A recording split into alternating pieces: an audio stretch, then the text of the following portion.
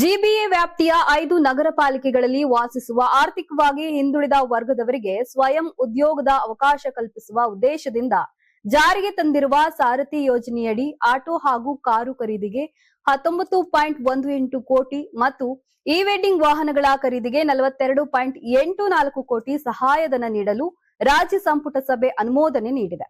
ಈ ಯೋಜನೆಯ ಮೂಲಕ ಫಲಾನುಭವಿಗಳಿಗೆ ಸ್ವಂತ ವಾಹನ ಹೊಂದುವ ಅವಕಾಶ ದೊರೆಯಲಿದ್ದು, ಬೀದಿ ಬದಿಯ ವ್ಯಾಪಾರಿಗಳಿಗೆ ವಿದ್ಯುತ್ ಚಾಲಿತ ಇ-ವೆಂಡಿಂಗ್ ವಾಹನಗಳನ್ನು ಒದಗಿಸಲಾಗುತ್ತದೆ ಎಂದು ಸಾಂಪ್ರದಾಯಿಕ ತಳ್ಳುಗಾಡಿಗಳ ಬದಲು ಪರಿಸರ ಸ್ನೇಹಿ ಹಾಗೂ ಆಧುನಿಕ ವಾಹನಗಳ ಬಳಕೆಗೆ ಉತ್ತೇಜನ ನೀಡುವುದು ಸರ್ಕಾರದ ಉದ್ದೇಶವಾಗಿದೆ. ಸಾರಥಿ ಯೋಜನೆ ಜಿಬಿಎ ವ್ಯಾಪ್ತಿಯ 5 ನಗರ ಪಾಲಿಕೆ ವ್ಯಾಪ್ತಿಯ ನಿವಾಸಿಗಳಿಗೆ ಅನ್ವಯವಾಗಲಿದೆ.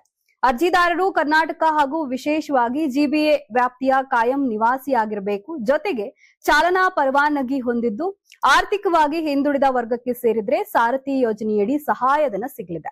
ಒಳಚರಂಡಿ ಮಂಡಳಿಯಿಂದ ಯಲಹಂಕದ ಕೆಪಿಸಿಎಲ್ ವಿದ್ಯುತ್ ಘಟಕಕ್ಕೆ ತೃತೀಯ ಸಂಸ್ಕರಿಸಿದ ನೀರು ಪೂರೈಸುವ ಸಲುವಾಗಿ ಜಕ್ಕೂರಿನ ಘಟಕದ 5 ವರ್ಷಗಳ ಕಾರ್ಯಾಚರಣೆ ಮತ್ತು ನಿರ್ವಹಣೆಗೆ 39.10 ಕೋಟಿ ವೆಚ್ಚಕ್ಕೆ ಸಂಪುಟ ಸಭೆ ಒಪ್ಪಿಗೆ ನೀಡಿದೆ. ಮಲ್ಲೇಶ್ವರಂನಲ್ಲಿರುವ ಶ್ರೀ ಕಾಡುಮಲ್ಲೇಶ್ವರ ಸ್ವಾಮಿ ದೇವಾಲಯಕ್ಕೆ ಸೇರಿದ ಸುಮಾರು 6,000 ಚದರ ಅಡಿ ಜಾಗ ಹಾಗೂ ಕಟ್ಟಡವನ್ನ ಶ್ರೀ ಸಾಯಿ ಮಂಡಳಿಗೆ ಸಂಸ್ಥೆಗೆ ಗುತ್ತಿಗೆ ನೀಡಲು ಸಹ ಸಂಪುಟ ಸಭೆ ಹಸಿರು ನಿಶಾನೆ ತೋರಿದೆ. ಅಂತಾರಾಷ್ಟ್ರೀಯ ವಾಣಿಜ್ಯ ಮೇಳ 2026 ಫೆಬ್ರವರಿ 6, 7, 8ರಂದು ಬೆಂಗಳೂರಿನ ಅರಮನೆ ಮೈದಾನದ ತ್ರಿಪುರವಾಸಿನಿಯಲ್ಲಿ ಆಯೋಜಿಸುತ್ತಿದೆ.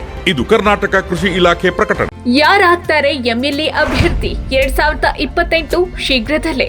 ಪ್ರತಿದಿನ ಒಂದೊಂದು ಕ್ಷೇತ್ರದ ಟಿಕೆಟ್ ಆಕಾಂಕ್ಷಿಗಳ ಸಂಪೂರ್ಣ ಮಾಹಿತಿ ಪೊಲಿಟಿಕಲ್ ಜರ್ನಲಿಸ್ಟ್ ಕೆಎಂ ಶಿವಕುಮಾರ್ ಅವರಿಂದ. ಕರ್ನಾಟಕದ ನಂಬರ್ 1 ಡಿಜಿಟಲ್ ಮೀಡಿಯಾ ನಿಮ್ಮ ನೆಚ್ಚಿನ ಕರ್ನಾಟಕ ಟಿವಿಯಲ್ಲಿ ಮಾತ್ರ. ನೀವು ಸಣ್ಣ ಆಗ್ಬೇಕಲ್ವಾ? ಅದು ಒಂದು ಉತ್ತಮ ಆಹಾರದಿಂದ ಸಣ್ಣ ಆಗ್ಬೇಕಲ್ವಾ? ಪ್ರತಿದಿನ ನಮ್ಮ ಜೀನಿ ಸ್ಲಿಮ್ ನ ಯೂಸ್ ಮಾಡಿ ಯಾವುದೇ ಸೈಡ್ ಎಫೆಕ್ಟ್ ಇಲ್ದಂಗೆ ನೀವು ಸಣ್ಣ ಆಗ್ತೀರಾ.